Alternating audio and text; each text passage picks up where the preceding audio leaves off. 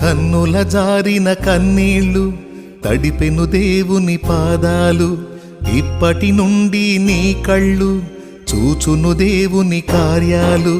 కన్నుల జారిన కన్నీళ్ళు తడిపెను దేవుని పాదాలు, ఇప్పటి నుండి నీ కళ్ళు చూచును దేవుని కార్యాలు. ఉందిలే దీవెనా ఎందుక వేదనా.